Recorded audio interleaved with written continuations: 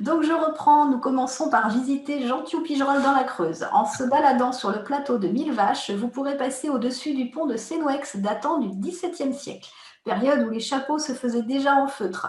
Aurélie perpétue cette tradition et nous fait découvrir aujourd'hui son travail. De Simone et compagnie, et je vais vous présenter mon univers de travail, les techniques que j'utilise et les chapeaux que je crée. Donc je réalise différents types de chapeaux dans des matériaux différents, dans des matières différentes plutôt, des chapeaux en coupé cousu, c'est-à-dire en tissu, et puis également des chapeaux en feutre, comme je porte actuellement, qui s'appelle le béret nouette. Donc j'utilise deux techniques en fait de feutre. La première c'est du feutre artisanal, c'est-à-dire que je crée entièrement le feutre à partir de laine cardée, qui se présente de cette façon. Donc je travaille en lien avec 3 éleveuses de brebis, les bergères sans mêle, sur le plateau de Millevaches. Et donc je transforme, enfin elles font transformer leur laine que ensuite je vais bien feutrer pour réaliser des chapeaux. Donc cette laine elle a été lavée puis cardée et ensuite on va réaliser le feutre. Donc le feutre c'est un textile qui est extrêmement résistant et qui est non tissé.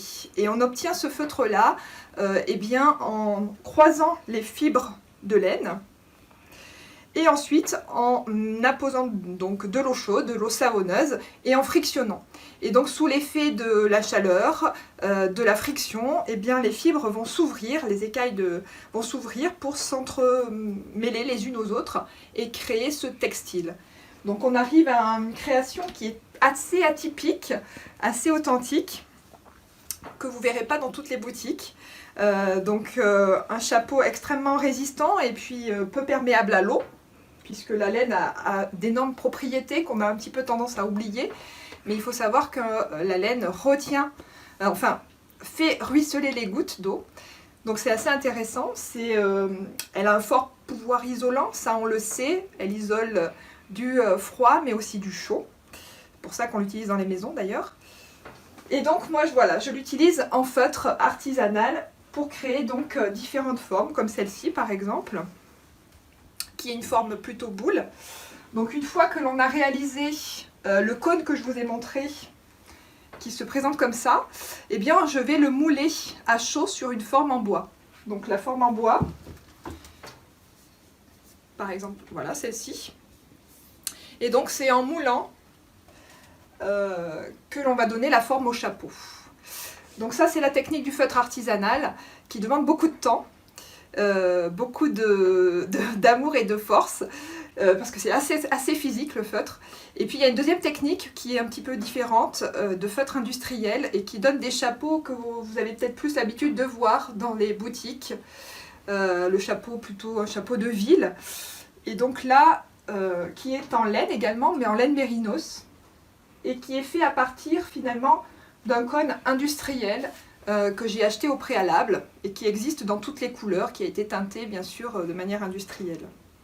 Donc ensuite la technique est exactement la même puisque je vais venir mouler à chaud, à la vapeur, sur mes formes pour obtenir ensuite donc des chapeaux au style différent. Donc vous reconnaîtrez que Simone et compagnie, c'est une marque qui aime bien, enfin en tout cas j'aime bien le style rétro, avec la forme voilà, années 20, qu'on va retrouver à chaque collection. J'aime aussi beaucoup la couleur, ça se ressent, et puis marier différentes matières, comme le béret nouette que je porte, où finalement j'appose des bandes de tissu contrastantes, qu'on va pouvoir venir nouer sur le côté, ou bien au dos, ou sur le devant, pour créer un style un petit peu différent. Donc je vous invite, si vous le souhaitez, à venir découvrir mon travail sur les réseaux sociaux pour le moment, donc sur Facebook et Instagram, voilà, en inscrivant Simone et compagnie. Et je vous dis à très bientôt. Bravo, bravo Aurélie. Merci. Je ne sais pas si la qualité est au rendez-vous, mais... Moi aussi, c'était bien, moi j'ai bien aimé. Qu'est-ce que vous en avez pensé, Sandrine et Vanessa? Très bien, très bien. Tu as plein de questions en plus. Alors, les questions. Alors, je regarde juste au niveau du timing. Ok, ça marche.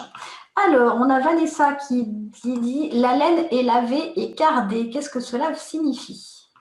Oui, alors en fait, donc la première étape, c'est, donc toutes les étapes, voilà, je vais, revenir rapidement en amont. Une fois que le mouton est tondu, la laine, elle va être, lavée, donc puis cardée, c'est-à-dire que, elle va être peignée, en fait, tout comme nous quand on se fait un shampoing, en fait. Cardée, ça veut dire qu'on va mettre toutes les fibres, les unes, avec les autres, en fait, et pour avoir quelque chose d'uniforme. Voilà, comme ça. Elle est vraiment peignée. Alors que lorsque vous voyez la toison des moutons, hein, elle est vraiment pleine de nœuds, etc. Donc voilà, ça revient à peigner la laine, en fait. Et ce qui facilite ensuite le travail de feutre, puisque lorsque l'on va feutrer, je reviendrai peut-être tout à l'heure dessus, on va croiser les fibres de laine, les détacher les unes des autres, comme ceci, et ensuite les croiser. Voilà, donc le fait qu'elles soient cardées, bien évidemment, ça permet voilà, très facilement en fait, de les séparer les unes des autres. Ok. J'adore connaître les petits secrets comme ça, les fabrications. Après, qu'est-ce qu'on a d'autre? Alors, existe-t-il une gamme homme? Oui, oui, oui, même si ce que je vous avais dit au préalable, j'ai un peu de mal à créer pour les hommes, mais j'arrive quand même.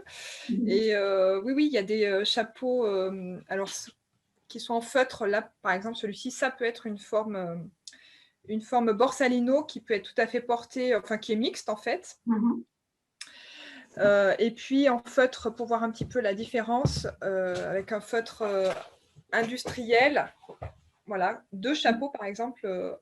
Ah oui, qu'on peut mettre sur la tête d'un homme sans problème. Hein. Ouais, mais même finalement ils sont assez mixtes, hein, ces deux finalement. Voilà. Ah bien, ouais. Alors, Daniel nous demande combien de temps tu as besoin pour faire un chapeau? Alors pour feutrer un chapeau, le feutre ça prend beaucoup de temps comme je l'explique dans la vidéo. Il y a plusieurs étapes et donc pour réaliser un chapeau de ce type, je vais mettre à peu près 3 heures. 3 heures, sachant que voilà, chaque étape va prendre du temps et il va y avoir des temps de séchage entre chaque moment, puisqu'il va y avoir d'abord, la première étape, ça va être de réaliser un cône, comme je vous montrais dans la vidéo, un cône en feutre, avec au préalable de la laine, bien sûr. Ensuite, ce cône, je le moule sur la calotte en bois. Ensuite, j'ai un temps de séchage. Et une fois qu'il est totalement sec, je vais l'apprêter, donc avec des produits naturels, de la gomme, j'utilise de la gomme arabique qui s'utilise en milieu, en cuisine, et donc pour rendre le chapeau rigide en fait. Donc voilà, entre chaque phase, il y a des temps de séchage qui sont assez longs et qui font que voilà, le chapeau prend du temps à être fabriqué. Ok. D'accord. Je regarde, on a d'autres questions. Louis ou Carole nous demande si ce sont des chapeaux plutôt pour l'hiver. Alors oui, ça c'est une bonne question. Dès qu'on voit la laine, on se dit « Oh là là, c'est pour l'hiver », alors que moi, mon premier marché, j'ai commencé en été. Donc il a fallu reparler de la laine, reparler de ses propriétés. Et en fait, il faut savoir quand même qu'elle est isolante et qu'elle isole vraiment du chaud comme du froid, en fait. Et j'ai même d'ailleurs une dame qui me disait sur son stand que lorsqu'elle partait en randonnée, il lui arrivait de mettre sa tablette de chocolat, de l'envelopper dans de la laine pour la protéger du chaud. Donc non, en fait, la laine, elle isole. Ouais, ça me isole clairement, et on peut tout à fait... alors plutôt peut-être de la laine blanche pour l'été, ça passe mieux, mais moi je porte le béret blanc l'été, puisque voilà, c'est une de ses propriétés. C'est pas pour rien finalement si on l'utilise aussi dans les maisons, hein, puisque on la trouve comme isolant et voilà, elle a des propriétés assez, très intéressantes, quoi. Ah, super. Ouais, ça, c'est pas forcément connu, ça, oui. On a oublié un petit peu, malheureusement. Et oui. Donc, on a Peggy qui nous reparle justement, n'est-ce pas trop chaud à porter, ou pour l'été par exemple, donc tu viens de répondre. Et elle pose également la question, comment savoir quelle taille choisir? Oui, alors en fait, je vends effectivement moi aussi par Internet, donc ce qui n'est pas forcément évident, mais j'accompagne, c'est-à-dire que j'envoie aux clients la façon dont on prend son tour de tête, en fait, parce on ne prend pas son tour de tête sur la hauteur, mais plutôt au niveau du lobe frontal et puis 1 ou 2 centimètres au-dessus des oreilles jusqu'à donc il y a vraiment j'envoie une photo qui est assez parlante, que je n'ai pas ici d'ailleurs, pour mesurer son tour de tête et tout simplement, voilà, avec le tour de tête, ensuite, il y a peu de risque de se tromper, sachant que, après il y a des formes un petit peu plus faciles à porter, comme le béret par exemple. Où là, le tour de tête, même s'il est important, il est, voilà, ça peut se serrer, se nouer, donc du coup, Ah oui, tu peux gérer, ouais. voilà. Ok, super. Alors, tu as les félicitations de Daniel. Merci. Pardon, alors Louis ou Carole demande, attends, hop, ça bouge le chat, la fourchette de prix de tes chapeaux. Oui, alors entre la fourchette, celle s'étend de 50, on va dire de 50 à 100 €. Voilà. D'accord. Ok. Quel est l'entretien, demande Peggy. Alors, ouais, c'est une bonne question aussi. L'entretien, donc il faut le plus simple, c'est de le brosser en fait, avoir une brosse dédiée à ça. Et puis lorsque voilà, il pleut un petit peu, tout simplement passer un coup de brosse dans le sens anti-horaire. Et puis pour le dépoussiérer, pour aussi une fois lorsqu'il a pris l'humidité, c'est pas mal.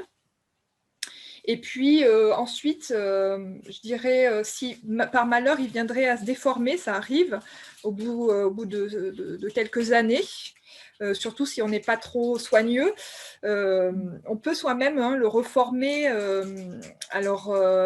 avec de la vapeur, puisque comme je le disais dans la vidéo, ça se travaille à la vapeur, à chaud. Donc vous branchez votre bouilloire et puis vous placez votre chapeau au-dessus de votre bouilloire et avec la vapeur, vous allez voir que finalement le chapeau va reprendre ensuite sa forme initiale. Vous allez pouvoir le resculpter en fait. D'accord. Pour lui redonner sa forme de départ. Ok. Super, impeccable. On demande aussi, alors déjà, attends, je reviens dans le chat. Wow. Alors, on a Séverine qui dit, j'adore les bérets, ils sont superbes, très style rétro, bravo. Et puis, Louis ou Carole qui demande si les tissus imprimés sont personnalisables. Alors oui, bon déjà je fais effectivement il y a différents tissus. J'aime beaucoup le bleu, ça se voit. Mais donc déjà, j'essaie moi de marier au possible les tissus, de les varier, pardon. Après, ça peut être, c'est un choix que l'on fait aussi ensemble, c'est-à-dire que je propose des styles différents et puis la personne ensuite, voilà, me dit aussi ce dont elle a envie.